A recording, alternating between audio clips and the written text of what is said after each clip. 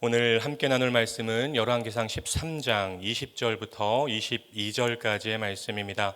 거룩하신 하나님의 말씀을 제가 봉독하겠습니다. 그들이 상 앞에 앉아 있을 때에 여호와의 말씀이 그 사람을 데려온 선지자에게 임하니 그가 유다에서부터 온 하나님의 사람을 향하여 외쳐 이르되 여호와의 말씀에 내가 여호와의 말씀을 어기며 내 하나님 여호와께서 내게 내리신 명령을 지키지 아니하고 돌아와서 여호와가 너더러 떡도 먹지 말고 물도 마시지 말라 하신 곳에서 떡을 먹고 물을 마셨으니 내 시체가 내 조상들의 묘실에 들어가지 못하리라 하셨느니라 하니라. 아멘. 오늘 선포되는 말씀이 여러분 모두에게 은혜와 결단의 말씀이 되기를 주님의 이름으로 축복합니다. 여러분, 신앙생활에서 너무나도 중요한 것은 순종이 하나님 임재의 열쇠가 되고 하나님 임재가 하나님 능력의 열쇠가 된다는 것입니다. 마음에 꼭 기억하셨으면 좋겠어요. 순종이 하나님 임재의 열쇠가 되고 하나님 임재가 하나님 능력의 열쇠가 됩니다. 우리가 순종할 때 살아계신 하나님께서 임재하시고 하나님이 나의 삶에 임재하시면 내 삶에 하나님의 능력이 나타난다는 것이죠. 무엇보다 하나님의 임재가 핵심이에요. 하나님이 임재하셔서 나와 함께 하실 때, 하나님이 임재하셔서 여러분과 함께 하실 때 비로소 내 삶의 모든 것들이 정상적으로 기능하고 작동하는 것입니다.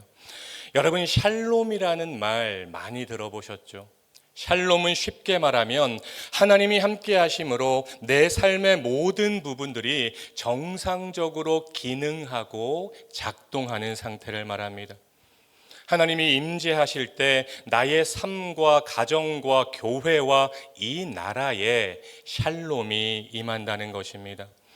누가 대통령이 되는가 보다 중요한 것은 하나님이 대한민국에 임재하시고 함께 하시는가, 대한민국의 많은 크리스찬들이 진실하게 하나님을 경외하며 하나님의 말씀에 순종하고 있는가, 이것이 훨씬 더 중요한 것입니다. 이스라엘의 왕도 마찬가지였어요. 자신의 왕권을 잘 유지하고 형통하고 강성할 수 있는 비결은 바로 하나님과의 관계에 있었습니다. 이스라엘이 하나님의 말씀에 순종하고 법도와 율례를 지켜 행하면 하나님이 임재하셔서 하나님의 능력으로 그 왕권을 강성하게 해주시는 것이고, 반대로 하나님께로부터 돌아서서 하나님을 따르지 않고 계명과 법도를 지키지 않으면 점점 약해지고 초라해지고 세상 사람들의 속담거리가 되고 이야기거리가 되는 것입니다. 통합 이스라엘의 첫 번째 왕부터 세 번째 왕이었던 사울과 다윗과 솔로몬에게 하나님은 똑같이 이 원칙을 말씀하셨고 강조하셨어요. 그리고 솔로몬이 죽고 북이스라엘의 10지파를 다스리게 되었던 여로보암에게도 하나님은 똑같은 말씀을 주십니다. 열왕기상 12장 38절 말씀이죠. 내가 만일 내가 명령한 모든 일에 순종하고 내 길로 행하며 내 눈에 합당한 일을 하며 내 종 다윗이 행함같이 내 율례와 명령을 지키면 내가 너와 함께 있어 내가 다윗을 위하여 세운 것 같이 너를 위하여 견고한 집을 세우고 이스라엘을 내게 주리라. 여러분, 이 한 절의 말씀이 여로보암에게는 죽어라고 붙잡아야 되는 말씀이었어요. 이 말씀에 대한 순종 여부가 여로보암의 왕권이 어떻게 되는지를 결정하는 말씀이었기 때문입니다. 그런데 여로보암은 여기에 완전히 실패하게 되죠. 베델과 단의 금송아지를 세우고 백성들을 우상 숭배의 길로 인도합니다. 북이스라엘 곳곳에 산당을 지었어요. 자기 마음대로 절기를 바꾸고 아무에게나 제사장 직분을 주었습니다. 성경에서 다윗의 길로 행하면 선한 왕이고 여로보암의 길로 행하면 악한 왕입니다. 여로보암이라는 이름이 성경에서 우상 숭배와 죄의 대명사가 되어버렸어요. 결국 끝까지 돌이키지 않고 멸망하게 되죠. 사랑하는 여러분, 풀은 마르고 꽃은 시들어도 하나님의 말씀은 영영이 선다는 것을, 하나님의 말씀은 영원하다는 것을 믿으시기를 주님의 이름으로 축복합니다. 그 누구도 하나님의 말씀에서 더하거나 뺄 수 없어요. 자기 생각과 소견과 임의대로 하나님의 말씀을 왜곡하거나 바꿀 수 없어요. 하나님의 말씀은 정말로 무겁게 받고 그대로 말하고 지켜야 하는 살아있는 말씀인 것입니다. 베델과 단에 제단이 세워지고 제사장들이 세워지고 절기가 지켜졌지만 하나님이 보시기에는 모든 것들이 말씀과는 어긋나 있는 엄청난 죄였던 것입니다. 이런 상황에서 우리 하나님이 가만히 계실 리가 없죠. 하나님이 남유다에서 하나님의 사람을 베델로 보내서 베델 제단과 제사장들에 대한 심판을 예언하는 장면이 열왕기상 13장에 자세하게 묘사되고 있습니다. 여러 가지 사건들이 나열되고 있죠. 여로보암의 팔이 말랐다가 다시 회복되는 사건, 베델에 살던 늙은 선지자가 하나님의 사람에게 거짓말을 한 사건, 거짓말에 속아서 하나님의 말씀에 불순종한 하나님의 사람이 사자에게 죽임을 당하는 사건, 사자가 죽은 시체를 먹지도 않고 나귀를 찢지도 않은 사건, 늙은 선지자가 자신의 거짓말 때문에 죽은 하나님의 사람의 시체를 거두어서 장례를 치르고 나중에 자신의 뼈를 함께 묻어달라고 말하는 사건입니다. 그런데 여러분, 가만히 보면 어느 하나 제대로 이해가 되는 사건이 없어요. 묵상을 하다 보면 계속해서 우리 안에서 질문이 생기게 됩니다. 왜 하나님은 하나님의 사람에게 떡과 물을 먹지도 말고 왔던 길이 아닌 다른 길로 돌아가라고 했을까? 왜 하나님은 남유다에서 베델로 사람을 보내셨을까? 왜 하나님은 심판을 정하신 여로보암의 팔을 다시 회복시켜 주셨을까?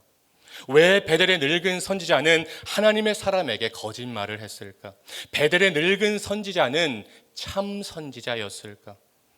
하나님의 사람은 억울하게 속아서 먹었을 뿐인데 그것이 과연 죽어야만 하는 일인가? 저자는 이 질문에 대한 명쾌한 답을 주지 않습니다. 무슨 말인가요? 본문에서 발생하는 여러 가지 의문에 대한 답이 중요한 게 아니라는 거죠. 저자가 본문에서 강조하려는 핵심은 한 가지입니다. 선포된 하나님의 말씀이 얼마나 정확하게 실행되고 이루어지는가입니다. 3절에서 여호와께서 말씀하신 징조대로 베델 제단이 갈라지고 그 위에서 재가 쏟아집니다. 21절에서 늙은 선지자에게 하나님이 말씀하신 대로 떡과 물을 먹은 하나님의 사람이 사자에게 죽임을 당하게 됩니다. 그리고 2절과 32절의 말씀도 다윗의 후손인 요시야 왕의 종교개혁 때 그대로 성취가 되는 것입니다. 사랑하는 여러분, 하나님의 말씀은 1.1획도 없어지지 않고 그대로 이루어집니다. 하나님의 말씀은 어떤 상황에서도 반드시 실제가 되고 집행된다는 것입니다. 66권 성경에서 아직 이루어지지 않은 말씀들은 앞으로 모두 다 반드시 성취가 될 것입니다. 하얀 건 종이고 까만 건 글씨가 아니라 하나님의 말씀은 살아있고 활력이 있어 우리의 혼과 영과 및 관절과 골수를 찔러 쪼개는 말씀, 반드시 실제가 되고 집행이 되는 말씀이라는 것입니다. 그러니까 하나님의 말씀을 만홀히 여기면 안 돼요. 여러분, 호기심 차원에서 하나님의 말씀을 대하시면 안 돼요. 하나님의 말씀은 정말로 무겁게 받아야 되는 것입니다. 13장에서 하나님이 베델로 보낸 하나님의 사람에게 요구하는 모습이 바로 이런 모습이었어요. 하나님의 말씀을 무겁게 여기고 어떤 방해도 받지 말고 어떤 다른 말에도 신경 쓰지 말고 오직 내 말만 신속하게 전하고 돌아와라. 절대적인 단호함과 신속함과 분별력이 하나님의 사람에게 필요했던 것입니다. 베델의 늙은 선지자가 거짓말로 자신을 속였을 때 하나님의 사람은 반드시 하나님께 물어봤어야 돼요. 하나님, 이 선지자의 말이 사실입니까? 기도하고 물었다면 하나님께서 답을 주셨을 것입니다. 사랑하는 여러분, 하나님께 묻고 또 물어야 돼요. 하나님께 기도하고 행동하셔야 돼요. 하나님의 말씀을 날마다 묵상해야 돼요. 날마다 분별의 영을 달라고 하나님께 기도하셔야 돼요. 사람들의 말보다 절대 권위자이신 하나님의 말씀에 먼저 집중해야 돼요. 그것이 좋은 성도이고 좋은 목회자입니다. 하나님께 묻지 않고 늙은 선지자의 말만 믿고 영적인 분별력이 흐려져서 불순종의 죄를 범한 결과는 너무나도 끔찍했다는 것입니다. 사랑하는 말씀 삶 공동체 성도 여러분, 오늘 설교의 제목이 영적 옵사이드입니다. 여러분 축구 좋아하시나요? 축구 경기를 보면 옵사이드라는 반칙이 있어요.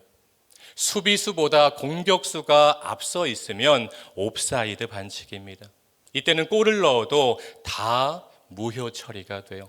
아무리 멋있게 골을 넣어도 다 없던 일이 되는 것입니다. 하나님의 자녀들도 마찬가지입니다. 절대로 영적 옵사이드를 범하면 안 된다는 것입니다. 절대로 하나님보다, 하나님의 말씀보다 앞서가면 안 된다는 것이죠. 아무리 작은 일이라도 하나님께 먼저 기도하고 물어야 돼요. 일을 시작하시기 전에 사전 기도로 시작하고 중간 기도로 점검하고 마지막 일을 마치고 사후 기도로 마무리하는 인생이 되어야 합니다.